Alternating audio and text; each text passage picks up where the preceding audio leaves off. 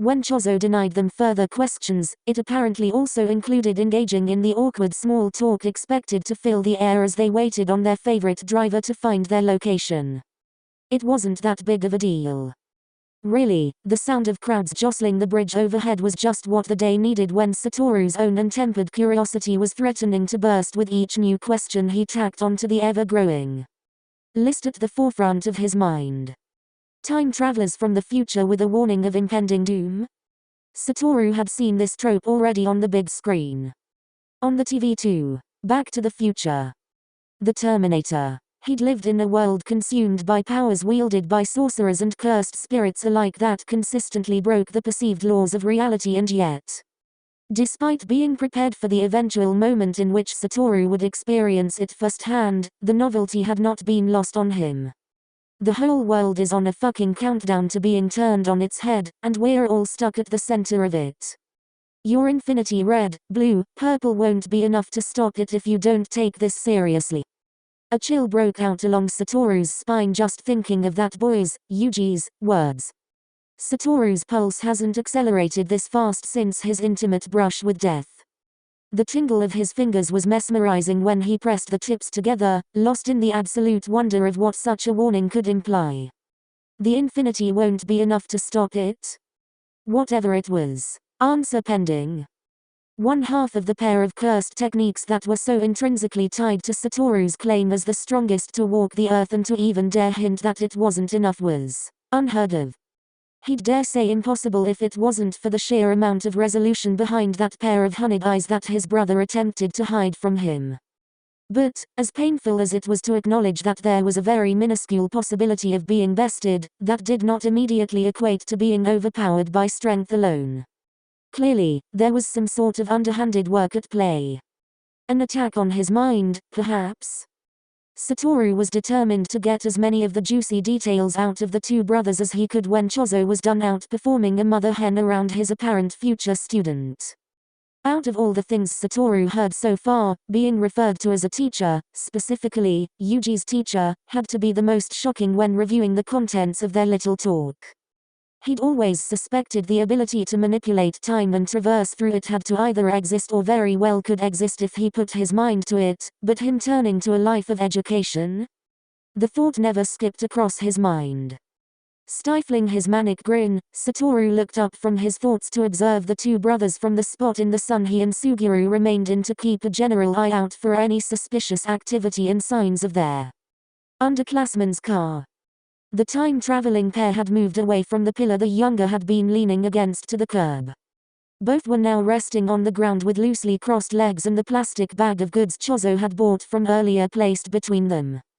Satoru may not have a basis for what siblings are supposed to act like being an only child himself, but even from the unspoken back and forth between them, he could admit there was a functioning bond between those two. After finishing the sandwich thrust upon him, Satoru watched Yuji reach out for the energy drink to wash it down. Chozo had reached out as well, mirroring his movements, presumably to assist him, only to hand his brother the bottle of water instead. Yuji made no attempt to argue, but he did release a frustrated sigh before unscrewing the bottle's lid. The same thing happened when the younger went to reach for the chocolate bar Satoru had come so close to snatching. A bit sneakier than before, Yuji leaned forward to mess with his shoelace, sliding over when he believed it was safe to grab his prize. Only for one of the apples to get rolled over in his hand instead. Again, Yuji didn't fight Chozo for what he wanted, but he did reach around for the second apple and lightly toss it into his older brother's lap. Do curses even need to eat food? Chozo had been hellbent on getting Yuji some considering he braved peak pedestrian foot traffic hours to acquire it. Another question for the list. Yuji's insistence that Chozo join him led to another silent exchange playing out between them, leaving Satoru guessing as to what words were said as the small gestures ended with Yuji taking a bite of his apple with a self-satisfied Hmph. His older brother begrudgingly did the same. If the malignant cursed energy surrounding them wasn't present through a lens only a sorcerer could make use of, Satoru would have mistaken them as nothing short of human. That squabble over the apples was the closest thing Satoru witnessed to amusement on the younger brother's face. Not even a hint of a smile in sight, despite winning whatever had just transpired. Which Satoru would argue was a shame, given that Yuji had a rather infectious one if his student ID was anything to go by. Upon realizing that said ID was still within his possession, Satoru pulled out his wallet to compare Yuji's with his own. At a glance, they certainly looked the same. The layout of the card hasn't been altered over the last coming decade, with Satoru chalking up slight differences in the text's alignment and photograph to be the work of wear and tear. Given the poor state the piece of plastic was in. Yuji's ID photo held the same energy as Habara's, bursting with positivity and determination, enthusiasm. That was it. Oddly genuine, compared to the coy and mischievous smirks that came with anyone who deviated from the gloom and doom looks that made up most of the photos Satoru had come across. The scars across Yuji's face were absent from the photo, which meant he accumulated them after. Except for the 2 slits below his eyes.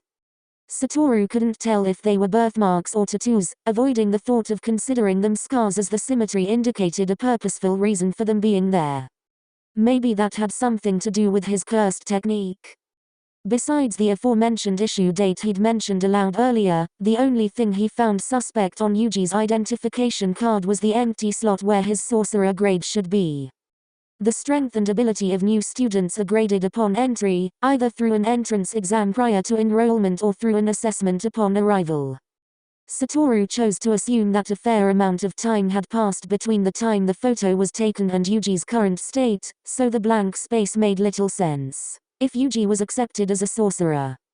Do you honestly believe they are from the future? Sugiru's question pulled Satoru away from the plastic in his hand. Sure. Why not? He slipped Yuji's ID card next to his own before snapping his wallet shut. Live a little. It's not every day that time travelers from the future show up and warn you of impending doom.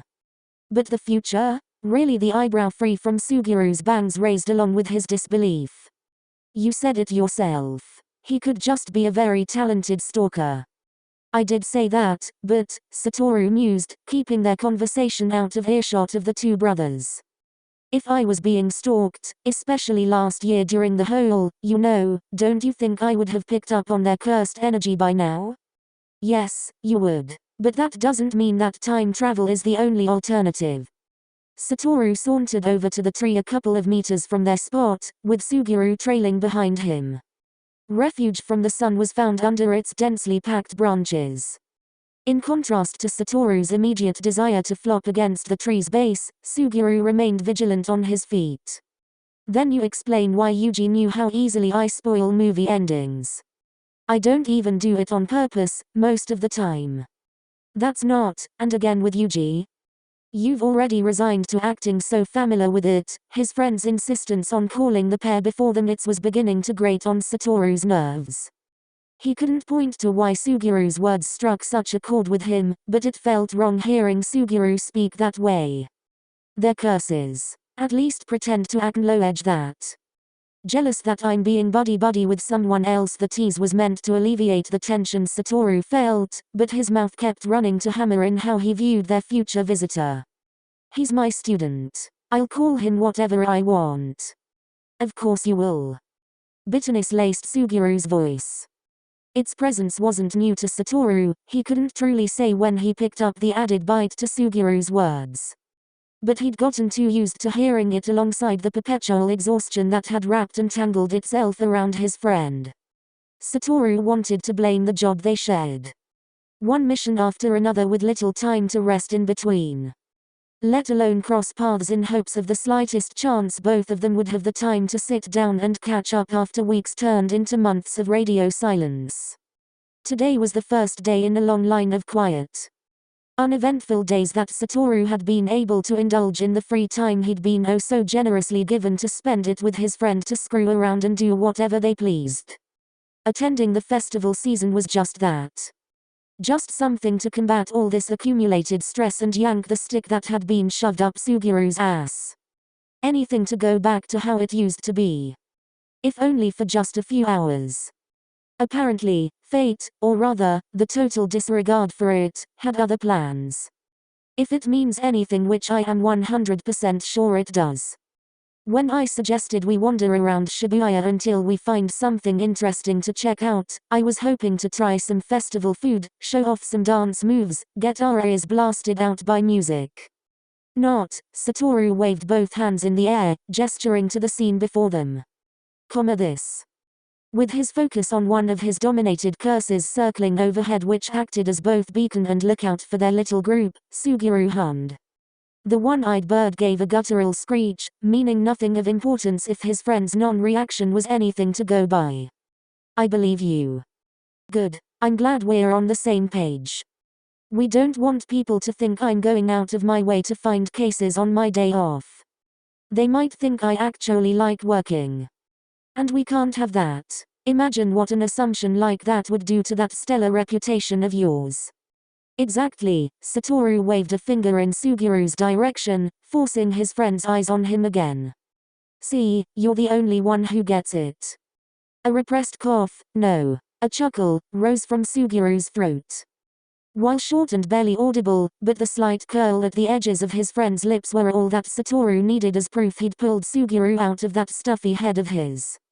However, Satoru's declaration of victory was made in haste, the spark of amusement fading just as fast as it appeared, marking the return of Suguru's uneasy contemplation. Not about to leave him alone to brood, Satoru kicked the back of Suguru's foot with the sole of his shoe. Wanna share what's festering in that overworked brain with the rest of the class? The expression Satoru received from Suguru was somewhere between absolutely not, and I don't have a choice, do I, thus earning his friend a smirk, forcing Suguru to concede to Satoru's pestering. It's what that, Itadori said. I don't understand how you can remain so carefree after such a foreboding warning. If what those two are claiming is true, then what sort of mess is awaiting us? If all this is an elaborate lie, then what manner of trouble are you bringing back to the school? We're already short on sorcerers as it is. We don't need to be accessories to some grander scheme that seeks to use us as pawns. Ah. Now do you understand why I have every reason to be suspicious? What I understand is that my dearest friend has such little faith in us. Satoru jumped to his feet to join Suguru's side. He placed a hand on his friend's shoulder as he worked to set his mind at ease. Lie or not, we're the strongest. If they try to pull anything, we'll be able to handle it in our sleep. So there's no use worrying about that crap, okay? It's a waste of brainpower. Is that Ijichi's car I see? Satoru turned Suguru's face with his hand, squishing his cheeks together and cutting off his friend's response to make sure of the sight of the black company car approaching them. The third blow to Satoru's head was received because of this, not nearly with as much force as the previous two, as Suguru's aim was to pry him off his face first and foremost. As Suguru hissed, his hands rubbing the side of his face as if Satoru had actually managed to cause him pain. He's certainly here faster than I anticipated. Reliable underclassmen are the best, aren't they? Neither teenager bothered to wait on the side of the road for Ijichi to pull up, opting to step onto the pavement and meet the car in the middle of the street as there was no traffic in sight. Which was unusual given that they were in the city during one of the busiest times of the year. Satoru hadn't noticed it until the arriving car appeared so out of place, but it must be due to this being a blocked-off street over anything else. That probably had something to do with the Ijichi's ghastly look on the other side of his slowly descending window. Ijichi. Do you know how hard it is to drive in the city during this season? Half the roads are cut off and the traffic beyond saving.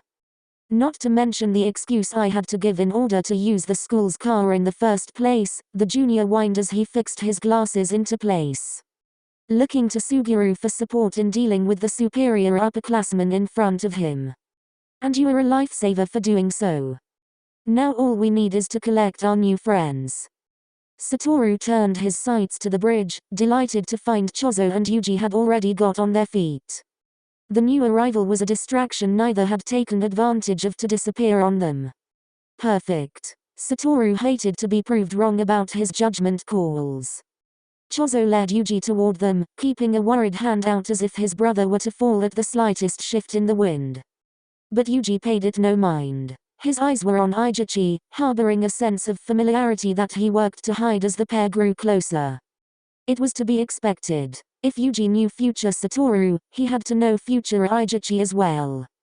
Who else did he know? And more importantly, what dirty secrets does he have to blackmail the present with?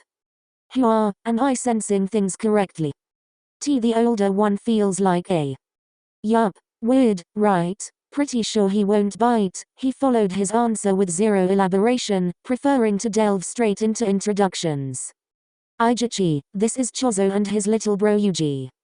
He's our new transfer student. Sure, we'll go with that. Everything is a bit complicated right now, but we really need that ride back to the school, so. Their much-needed driver gulped as he raised a hand to wave at the two, receiving the same awkward hand in return. It took Sugiru's silent nod to cement Satoru's words as fact in the underclassman's head. Keeping the whole bit about time travel and the doomed future of tomorrow was going to remain between as few people as possible until they had an exact handle on what they were dealing with. Please tell me you're not responsible for his current state. Aijichi was specifically referring to Yuji, who, admittedly, looked a bit worse for wear. Especially as a first impression. Me. Responsible. Satoru was offended. Just who do you think I am? Gojo. Satoru. Both Suguru and Aijichi responded in unison, using his name as if that was supposed to prove their point. Thank you for your assistance. And while I do not understand why he specified biting, I promise to withhold from violence while in your vehicle. Chozo had used the opportunity to give his thanks, going so far as to offer a slight bow alongside it. His brother then added his own quiet thanks to follow. Thank you, so the "sir" had been unconsciously tacked on, appearing overly informal given both Yuji and Aijichi appeared to be around the same age.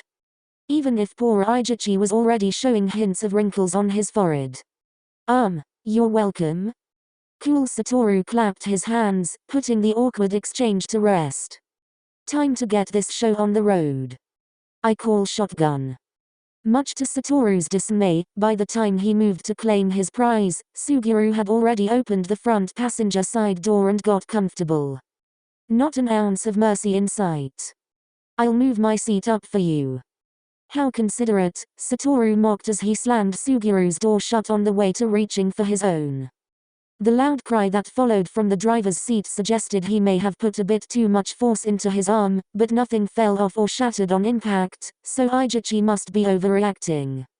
Amusingly, Satoru wasn't the only one disputing their seating arrangements. Chozo had wished for Yuji to take the window seat, effectively acting as a barrier between his brother and the sorcerer sharing the backseat with them. Yuji, being the shortest of the trio, argued he was being unreasonable, and dove into the car the moment his older brother opened the back door, leaving just as much room to debate on the matter as Suguru did. The three ended up a bit cramped regardless. Which was all Satoru needed as an excuse to prop his foot up against the back of Sugiru's seat and press against it whenever the awkward silence was too boring to put up with. He'd prepared to use his infinity to keep his and Yuji's bodies from getting scrunched together, but it was not needed. The younger teenager, Satoru assumed he was younger given his student ID marked him as a first year, while Satoru was on his third, had taken to curling up against his brother. Yuji had avoided doing so at first, sitting straight in his seat and appearing to focus on the road ahead of them. But his own exhaustion betrayed him, and now his head had fallen against Chozo's arm with not a single complaint on his brother's part. If it wasn't for the slow rise and fall of Yuji's chest, Satoru would have thought the boy had died or something, given he hadn't made a single peep since he closed his eyes. Satoru grew tired just by looking at him. Overall, the drive had been uneventful. No amount of conversation about the weather or whatever sports game Satoru didn't watch could remove the tension in the air. Tension that lingered with the extended drive, as their driver hadn't lied about the traffic which only grew worse as the afternoon progressed. Poor Aijichi clenched his hands on the steering wheel for dear life as he pretended to be okay with the occupants of his back seat, and Suguru hadn't stopped glaring at Chozo through the mirror, only deviating from the cursed spirit to Satoru when the latter kicked his seat to make him lose their staring contest. The only thing of note that caught Satoru's attention happened when they grew close to the school. Yuji stirred in his seat for the first time, his fingers grasping the sleeve of his brother's shirt while the rest of him remained motionless beside him. Satoru averted his eyes in favor of the window, observing their reflection as Chozo leaned down to whisper concern in Yuji's ear. While the boy hid his mouth underneath the collar of his hoodie, his faint mumbling was just audible enough for Satoru's ears to pick up. "Don't worry, I'm ignoring him." Him? Who was him supposed to be? Suguru had let up on his staring some time ago and Satoru hadn't believed he'd done anything to be a bother, to Yuji at least, which begged his initial question. His 6 eyes had already informed him of the secondary presence inside Yuji. The swell of cursed energy that simultaneously did not belong, yet fit into his form as if it was always meant to be. Satoru could easily assume that Yuji was just like his brother, a curse incarnated into a human host, but there was more to it than that. His felt energy was ancient in comparison. Yet, as quickly as Satoru was to conclude that it was Yuji's, it was still separate enough from him to consider seeing it as its own entity entirely. 2 pieces sat side by side, existing in the same body with neither showing signs of degradation. Was the boy a cursed spirit like his brother, or a sorcerer like Satoru? Whatever was going on with Yuji, Satoru would bet money that this him had something to do with it. Hopefully, he wouldn't have to wait long to confirm it. We're here. Ijichi stuttered over the engine, pulling up as close to the entrance as possible. There were no signs of anyone else close by, with Satoru's eyes confirming that they were the only ones present in this area of the campus, which worked well in their favor. With a simple nudge, Yuji was shaken out of his daze. He followed Chozo's lead in exiting the vehicle, who had only moved to do so when Suguru and Satoru opened their doors. However, as the rest of the group piled out of Ijichi's car, Satoru remained standing by his seat with both arms resting on the top of the car door. "Aren't you going to join us, Satoru?" Satoru motioned for Suguru to go on without him. "Ijichi and I need to catch up. I haven't been on campus in 3 weeks? You go on ahead without me. I'll be there in a few minutes. Let's have our new friends stay in the school's guest house. I doubt anyone's using it right now." "The guest house? Are you sure that's wise? Where else do you want to put them?" "The dorms? Let me just hide them in my room, and we'll see how that goes. I bet Nanami would appreciate that." When he gets back from the edge of Satoru's glasses, he witnessed a not-so-subtle flinch from Yuji at the sound of his underclassman's name. The younger teenager wasn't facing him, but there was little doubt that Yuji knew who Satoru was speaking of.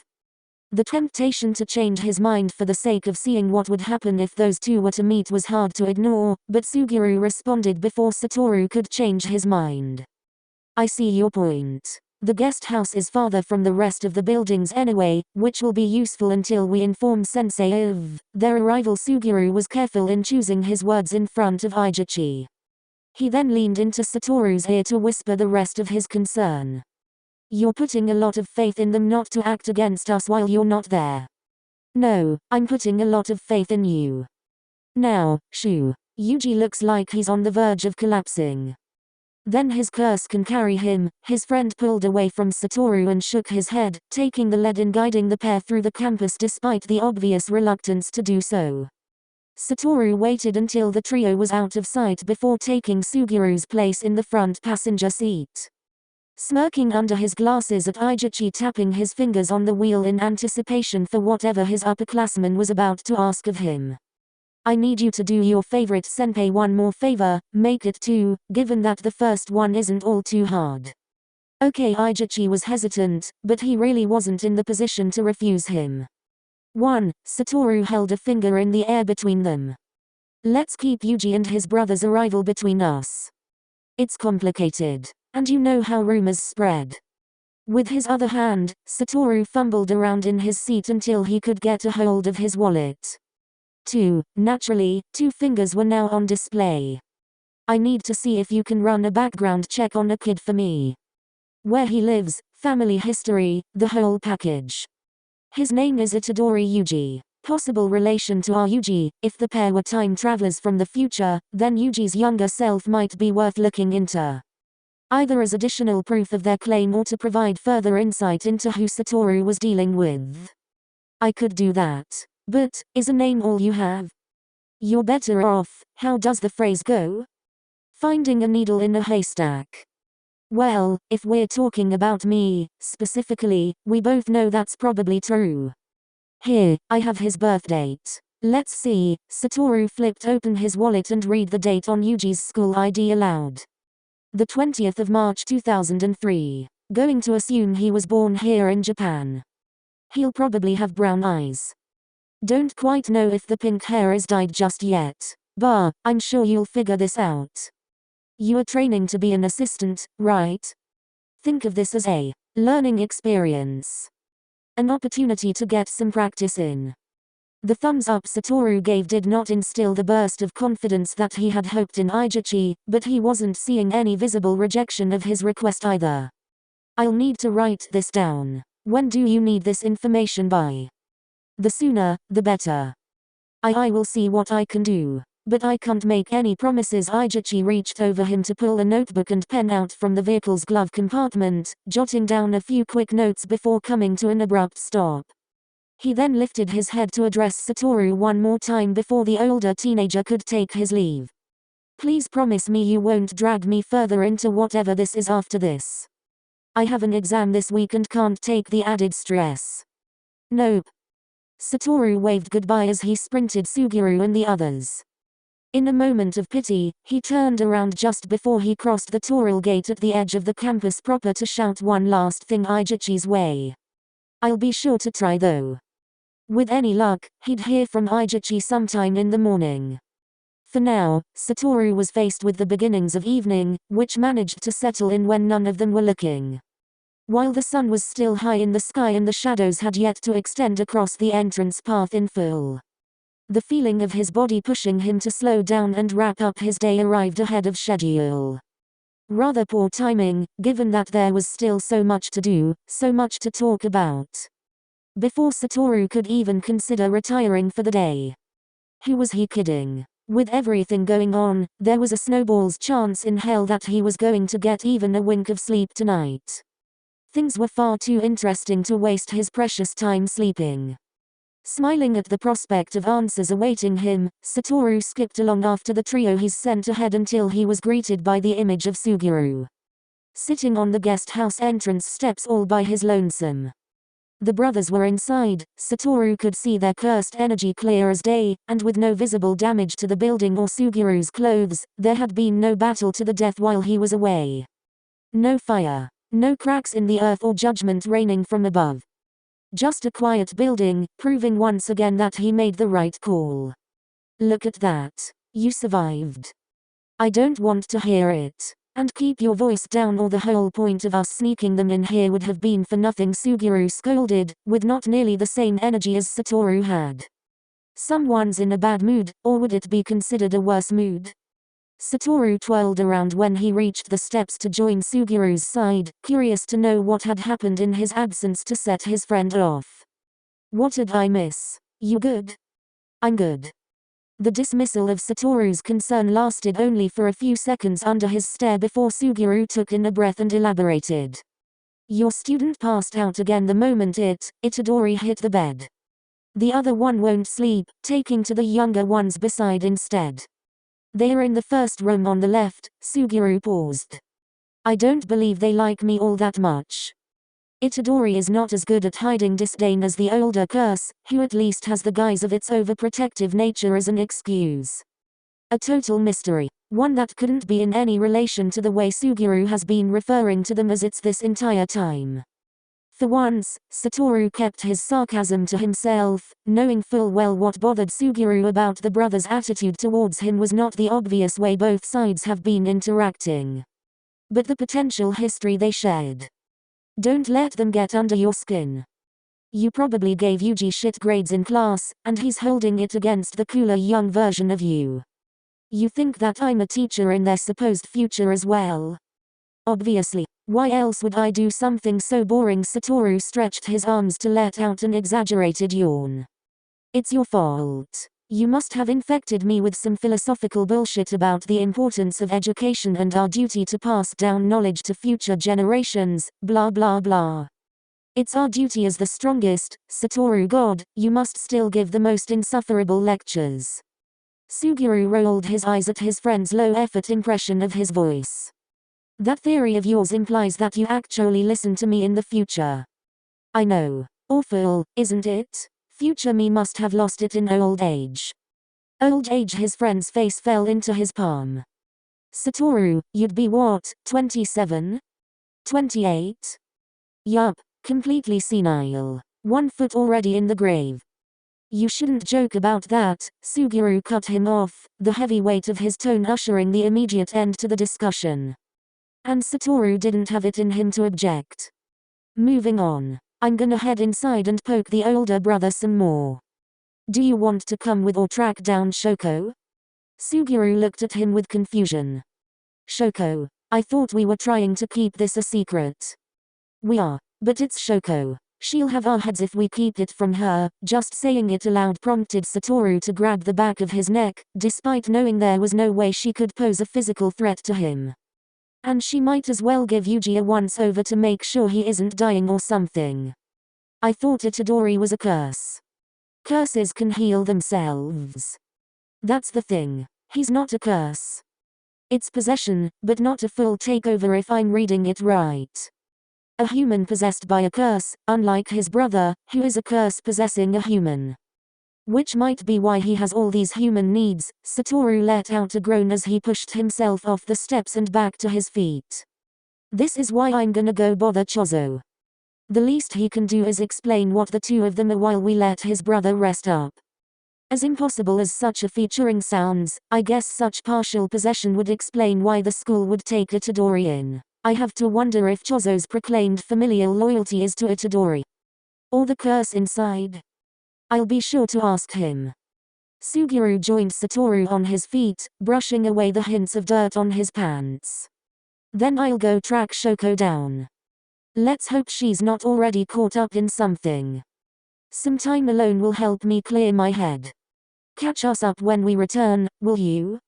Sure thing. The pair split in opposite directions. Don't think too hard while you're alone. You'll just give yourself a headache. From the bottom of the stairs, Suguru let out a single laugh. You only say that because you hardly think at all. Smartus. The insult held no weight or meaning behind it, something Suguru was very much aware of. His friend didn't bite back, walking the rest of the way in the silence he was after. Now left to his own devices, Satoru took the opportunity to dash inside and stick his head through the open door to the brothers' temporary room. Just as Suguru said, Chozo was sitting on a chair next to his brother's bed with arms crossed and attention on Yuji, who appeared to be completely knocked out for the day. The sheets the younger had fallen on were pulled out as much as they could be from underneath him to cover him, which must have been the work of his older brother. Leaning on the door frame, Satoru knocked on the wood over his head to make his presence known. How's he holding up? Not dying, I hope. Better. Your generous accommodations are appreciated. Chozo's answer stopped there, leaving Satoru to be the one to push for their conversation to continue. He waited in silence a bit longer, staring at nothing in particular until the curse took the hint he wanted something more from him. Is there something else you wish to ask? I believe we agreed to wait until Yuji has recovered. You're right, we totally did. But it's not about the future, just you two specifically. I need some clarification on a few things. The look on Chozo's face was an unwilling one. His eyes darted to his brother as he pondered his answer. We can talk in the common room if you don't want to risk waking him up. Satoru added the suggestion as an extra incentive to get him to agree. And you technically owe me for the appreciable accommodations. That is fair. You may ask your questions, but I can't guarantee an answer for all of them. I can work with that. Satoru smiled at the success. This way. As the two departed from the room, Chozo insisted on leaving the door open in case Yuji called for him, to which there was no complaint from Satoru. The common room they moved to was more akin to a small kitchen, absent of any real cooking supplies or food for that matter. With a small table and some chairs acting as the only thing notable about the place. Satoru had never actually been inside the guest house before, and now that he could check it off his list of sites to see at Jujutsu Tech, he wasn't all that impressed. Taking the initiative, Satoru pulled out a chair for himself and placed his feet on the table, his elbows resting on the back of the chair to allow his hands to comfortably support his head. Chozo took this as an invitation to join him by taking the closest seat to the hallway entrance. The curse was stiffer in his seat in comparison, and Satoru expected he'd find him glancing in Yuji's direction from time to time as he had the perfect view to do so. Overprotective was not enough to describe what Satoru was witnessing. Chozo was going to give Satoru's childhood caretakers a run for their money. How did Yuji put up with this guy? So, who's your brother's roommate? The curse blinked. Excuse me? You know, the curse possessing your little bro. I've been assuming that Yuji is the name of the body and the one who's in control. Which, if I'm right, and obviously I am, is something I've never heard of before. It wouldn't be the first new thing I've seen today, given curses don't talk and act all human like you do. So, if you could fill me in on who's tagging along. No, double quote. No. I believe he should be the one to share with you the curse's name. It would be better that way. Chozo did as Satoru expected and turned down the hall. He closed his eyes before adding more to his answer. You are right about Yuji being in control. It's that bad. Satoru swore at his inability to pay attention to Yaga's lectures. Old powerful curses meant special grade which had names attached to them. There was one on the tip of his tongue, taunting him as he failed to reach it. Sure, fine, whatever. I can wait for Yuji. But answer me this, who's the one you pledged your loyalty to? The curse or one possessed by the curse? Make no mistake. That curse is no brother of mine. There was venom in those words. Chozo did not take kindly to even the insinuation of being related to the mysterious curse inside Yuji, which made their whole dynamic all the more intriguing. If Satoru was a lesser sorcerer, he might have actually been intimidated by him. Satoru put a hand up in surrender. I believe you, for now. Let's move on to you, then. Which all-powerful cursed spirit are you supposed to be? You see, we have a list of registered special grade curses we keep track of, and you don't fit the bill for any of the ones I bothered to remember. That's where the confusion comes in. I wouldn't go far as to claim to be all-powerful, but the label of special grade accurately fits my abilities. The boast of power appeared unintentional. Lacking in the smug ego Satoru would normally use to say such things. I see no harm in revealing the truth to you as my little brother has decided to speak with you about the future we come from and therefore. Just being here with you now must have its own changes associated with it. To answer your question, I am the eldest of 10 siblings. Both human and curse, though I can't say with any certainty what percentage of each makes up what I am. Your Society of Sorcerers refers to myself and my siblings as death paintings, the wounds of which are currently stored in your school's warehouse. Death paintings? Satoru pushed against the edge of the table with his feet to lean back on the back pegs of his chair. The ceiling was good enough to stare as he thought through Chozo's explanation. Both cursed spirit and human. Where did he hear that before? Satoru snapped his fingers. The great stain of the Kamo clan. How could I forget? Some gossip never died between the three families. Every clan had histories they did everything in their power to deny or sweep under the rug to save face in front of Jujutsu society. But nothing in the last 200 years could compare to the creation of the death paintings. Kamo Noritoshi and his heinous experiments. It was the scandal of the century. The death paintings were classified as cursed objects and stored in the school warehouse as Chozo said. Guarded by Tenjin's barrier. There was no easy way to access such a place, but Chozo's presence here left Satoru to conclude that between now and the future Yuji and Chozo came from. At least one death painting was released from confinement. Not only that, but the power of the death painting once incarnated proved to be that of a special grade. Did the entire set have the same potential? Or was Chozo unique in that regard? And speaking of the set. There were only 9 death paintings, not 10. Yuji was different from Chozo, making him the outlier. Logic dictates the younger teenager wasn't a part of the original 9, yet the one responsible for their creation lived and died over 100 years ago. Where did the claim of brotherhood come from? You said 10 siblings? You're including Yuji in that number. I am. He is the youngest of our family. And is he a death painting too? Chozo stopped to think again. I don't believe he is like us. His situation is complicated. He was born and raised as a human in your era, with the notable difference from his peers being his physical strength. Even without the use of cursed energy, my little brother is strong. Okay, Satoru pushed himself to make sense of it all. This sounds like some shitty long-lost brother soap opera crap, but I'll go with it. Chozo, death painting and son of Kamo Noritoshi, which makes you a Kamo as well. That makes sense. Yuji, not quite the same, born over 100 years after you, and somehow you're both siblings. That doesn't make sense. Even if Kamo survived the assassination that did him in all those years ago, humans don't live that long. But one does through the succession of possessing one body after another. The same sorcerer responsible for being my father is the same one who brought Yuji into this world centuries later. A truly despicable monster, rivaling even the most powerful of curses for his callousness in the wake of his goals. Noritoshi Kamo is only one of dozens, if not hundreds, of identities he's assumed over his stolen lifetimes. And out of all those faces he's taken, I've only been made aware of 2 of them by name. Possession, Satoru echoed under his breath. That was not the explanation he was expecting. Like Invasion of the Body Snatchers or The Exorcist. I don't know what either of those are. Seriously? Those are classics, your brother better know those movies. Because if not, then future me has failed him as a teacher. I wouldn't say that. From what I've come to understand in our short time together, his reasoning for holding you in such high regard is not for your power alone. A bit of pride swelled up in Satoru's chest. Of course, Yuji would be fond of him.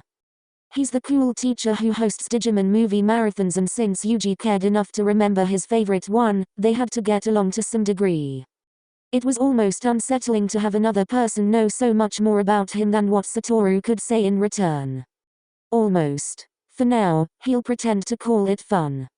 A short time that didn't seem right. Not with those 2. I've known of him for a little over a month now. We only met face to face for the first time a handful of days ago. That was also when we both became aware of our shared connection.